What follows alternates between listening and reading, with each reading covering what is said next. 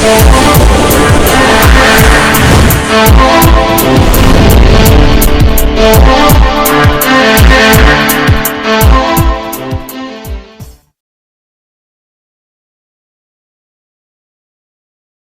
Everyone, मेरा नाम है निकेश कुमार और आपका अपने चैनल एजुकेशन में बहुत बहुत स्वागत करता हूँ। दोस्तों, आज हम एक नए टॉपिक जिसका नाम है नव यथार्थवाद, जिसे कहते हैं न्यू रियलिज्म, के बारे में हम पढ़ेंगे कि इसकी उत्पत्ति कैसे हुई थी, कैसे बना था, उसके क्या कारण थे बनने के।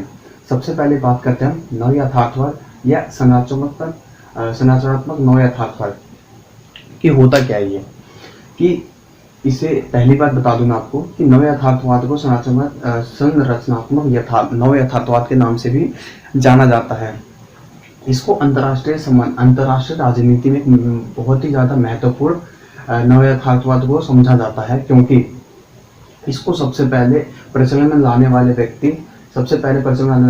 इन्होंने व्यक्ति थे कैथरीन वॉल्स, जिन्होंने अपनी पुस्तक थ्योरी ऑफ इंटरनेशनल पॉलिटिक्स 1979 में इस चीज़ को प्रकाशित किया था। पॉलिटिक्स के अंदर में इन्होंने ये सबसे इम्पोर्टेंट बात कही है कि अंतर्राष्ट्रीय संबंध में शक्ति सबसे ज़्यादा महत्वपूर्ण कारक इसे माना जाता है। दूसरी बात है कि उदारवाद के साथ साथ नव यथार्थवाद को भी बहुत ही ज़्यादा महत्वपूर्ण माना जाता है। सबसे ज़्यादा इसको प्रभावशाली दृष्टिकोण से इसको देखा जाता है। ये पिछले 3 दशकों से नव यथार्थवाद के पिछले 3 दशकों से अंतर्राष्ट्रीय राजनीति पर बहुत ज़्यादा प्रभावी रहा है। उसके बाद हम ये देखते हैं कि इसका सबसे ज़्यादा प्रचलन कहाँ हुआ था कि अमेरिकी जो राजनीति होती है उसके अंदर में सबसे ज़्यादा इसका प्रभाव देखा गया था। उसके बाद इसके अंदर हम ये कह सकते हैं कि जो हॉन्स मैगेंथ्यू थे, उनकी जो परंपरा थी जिसको हम कहते हैं यथार्थवाद, एक सेकेंड, इसे हम कहते हैं यथार्थवाद। इसी को इन्होंने क्या किया है, पुनर्जीवित किया। किसने? कैथरीन वॉल्स ने अपनी पुस्तक जो लिखी थी थ्योरी ऑफ इंटरनेशनल पॉलिटिक्स में 1979 में इसी चीज को इन्होंने क्या किया है, इसको पुनर्जीवित किया है। किसको? नव यथार्थवाद के रूप में।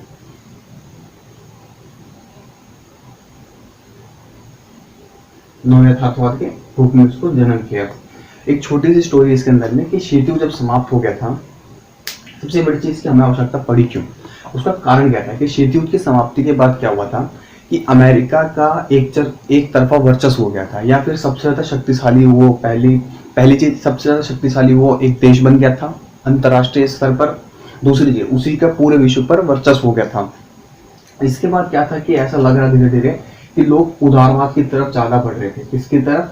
उदारवाद की तरफ। अब इस चीज को देखते हुए धीरे धीरे अब हमें इस चीज की खत्म होते चले गए थे। इसकी कौन धीरे धीरे खत्म हो चला रहा था? यथार्थवाद धीरे धीरे खत्म होते चला जा रहा था। अब हमें आवश्यकता, लोग ज्यादा प्रभाव किसका? उदारवाद की तरफ आकर्षित हो रहे थे लोग। इसके बाद क्या किया, अमेरिकी और उसके पश्चिमी कुछ देशों में मिल गया। अमेरिका और उसके कुछ पश्चिमी देश थे जिन्होंने एक साथ मिलकर विचार किया कि हम सब उदारवाद की तरफ चल रहे हैं। लेकिन जैसे जैसे टाइम बीतता चला गया, फिर चीन एक महाशक्ति के रूप में उभरा, और जब चीन महाशक्ति रूप में उभरा तो उसके बाद क्या हुआ कि अमेरिका की राजनीति और कुछ विचारकों ने मिलकर नव यथार्थवाद को जन्म दिया। नव यथार्थवाद को बनाया गया। इसके बाद नव यथार्थवाद की यहीं से शुरुआत होती है। उसके बाद देखिए अगला टॉपिक जो हम पढ़ते हैं नव यथार्थवाद व यथार्थवाद में अंतर, कि नव यथार्थवाद और यथार्थवाद में अंतर क्या होता है। सबसे पहले चीज इसमें हम देख सकते हैं कि अंतरराष्ट्रीय, पहले हम देखते हैं यथार्थवाद। यथार्थवाद के अंदर में क्या कहते हैं कि यथार्थवाद सबसे पहले कहते हैं कि मानव प्रकृति पर आधारित होता है। सबसे पहला पॉइंट आता है इसके अंदर में कि मानव प्राकृतिक पे आधारित होता है। दूसरी बात क्या कहते हैं कि मॉर्गेंथ्यू, जो इसके राइटर है मॉर्गेंथ्यू, ये कहते हैं कि मॉर्गेंथ्यू के लेखन से पता चलता है कि वैचारिक प्रधानताओं को इन्होंने ज्यादा महत्व दिया है, कि वैचारिक प्रधानताओं को इन्होंने ज्यादा महत्व दिया है। तीसरा पॉइंट हम ये कह सकते हैं कि विश्व के बड़े बड़े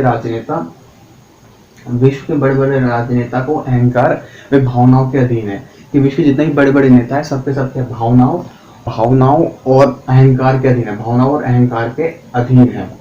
ठीक है। उसके बाद हम अगला पढ़ते हैं इसके अंदर में, आपको पहले हम यथार्थवाद की बात बताए, अब आते हैं नव यथार्थवाद।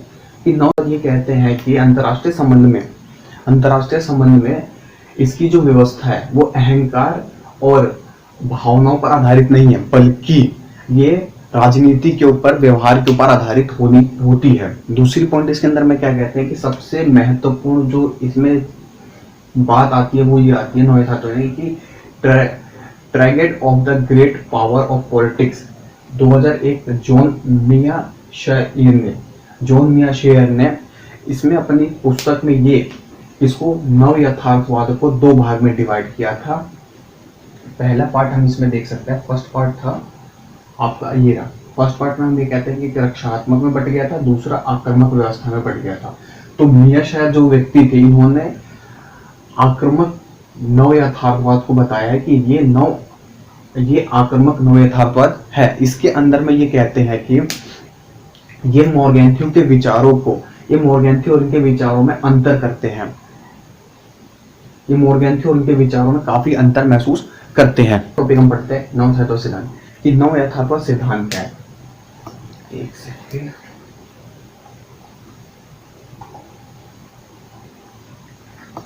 नव यथार्थवाद सिद्धांत ये मानते हैं कि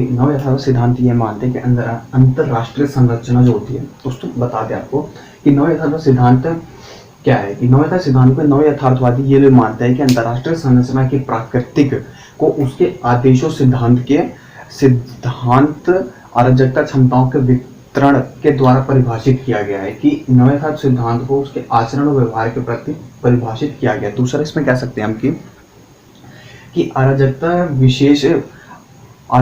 व्यवस्था विकेंद्रीकृत है, कि अराजकता जो है वो उसको विकेंद्रीकृत है। नव यथार्थवाद के अनुसार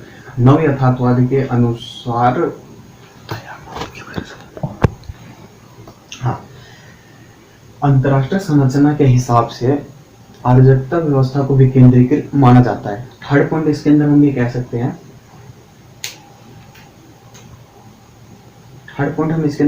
सकते हैं, कि संपूर्ण देश इस प्रणाली को औपचारिक रूप से समान मानते हैं। और दूसरी चीज इसके अंदर हम फोर्थ पॉइंट में और लिख सकते हैं कि राज्य एक स्वयं सहायता के अनुसार कार्य करता है। राज्य क्या है, स्वयं सहायता के अनुसार कार्य करता है। दूसरी बात हम इसमें आते हैं रक्षात्मक व नव यथार्थवाद। कि रक्षात्मक आक्रामक नव यथार्थवाद होता क्या है। बेसिकली इसको क्या है कि नव यथार्थवाद को टू पार्ट्स में डिवाइड किया जाता है, एक रक्षात्मक और एक आक्रामक यथार्थवाद के रूप में। सबसे पहले रक्षात्मक और आक्रामक यथार्थवाद हम देखते हैं कि रक्षात्मक यथार्थवाद के अंदर में देखते हैं रक्षात्मक और आक्रामक यथार्थवाद में हुआ बेसिकली कहा जाता है कि 2001 में जब जॉन मिया शायर की बुक जो थी tragedy of the great power politics जब पब्लिश हुई थी, तो इनकी जो बुक के अंदर में नव यथार्थवाद को एक आक्रामक रूप में देखा गया था। इसके अंदर में कह सकते हैं हम कि इसके अंदर में इसने टू पार्ट में इसको डिवाइड कर दिया था, रक्षात्मक और आक्रामक यथार्थवाद के रूप में इसको डिवाइड कर दिया था। उसके बाद इसमें कहते हैं कि रक्षात्मक और आक्रामक यथार्थवाद के अंदर में जो आक्रामक आपका यथार्थवाद है, इसके अंदर में सबसे पहले हम ये देखते हैं कि रक्षात्मक यथार्थवाद क्या होता है। कि रक्षात्मक यथार्थवाद में इसको कैथन वॉल्स ने इसका सपोर्ट किसने किया था, कैथन वॉल्स ने इसको सपोर्ट किया था। इसमें कहते हैं कि नव यथार्थवाद की मूल संरचना क्या है। कि मूल संरचना इसकी कैथन वॉल्स ने स्टार्टिंग की थी। तो रक्षात्मक यथार्थवाद की शुरुआत किसने की थी, केनेथ वॉल्स ने अपने जो उन्होंने बुक लिखी थी उसके अंदर में इन्होंने स्टार्टिंग किया था कि इसके अंदर में इसको भाग में इसमें इन्होंने बताया था कि रक्षात्मक यथार्थवाद क्या होता है। बट इसी को थोड़ा सा अपग्रेड करके या इसी में थोड़ा सा परिवर्तन करके जॉन मिशराइक ने आक्रामक यथार्थवाद के रूप में इन्होंने बताया हुआ है कि ये थोड़ा सा आक्रामक भी हो सकता है इसी वजह से। उसके बाद इसमें हम एक चीज और देखते हैं कि ये दोनों व्यक्ति कैथन वॉल्स और जॉन मिशनायर दोनों व्यक्ति किसी एक बात पर दोनों की विचारधारा एकदम सेम थी। मतलब कह सकते हैं इनकी विचारधारा एक किसी चीज पर बराबर थी। सबसे पहले चीज उन्होंने कहा था कि राज्य में प्रतिस्पर्धा करने के लिए मजबूर करती है। इनका कहना है कि नव यथार्थवाद के अंदर में राज्य को प्रतिस्पर्धा करने के लिए मजबूर करती है। उसके बाद दूसरी बात किससे संबंधित है, दूसरा कहते हैं कि अधिकांश राज्य अपनी सुरक्षा पर ज्यादा ध्यान देते हैं उसके बाद कहते हैं रक्षात्मक यथार्थवाद में, रक्षात्मक यथार्थवाद कहते हैं कि अधिकांश राज्य अपनी सुरक्षा पर ज्यादा ध्यान देते हैं, अधिकांश राज्य के अपनी सुरक्षा ज्यादा ध्यान देते हैं। उसके आक्रामक जो होते हैं वो ये कहते हैं कि जितना संभव हो सके हमें शक्ति को उतना ही ज्यादा मजबूत करना चाहिए। वो आते हैं लेखक कि इसके अलावा कैथरीन वर्ड्स, जॉन मिशनायर, इसके अलावा और भी आपके राइटर्स थे जिन्होंने इसके बारे में लिखा था। किसके बारे में लिखा था? नव यथार्थवाद के बारे में लिखा था। तो सबसे पहले वो आते हैं उसके अंदर में,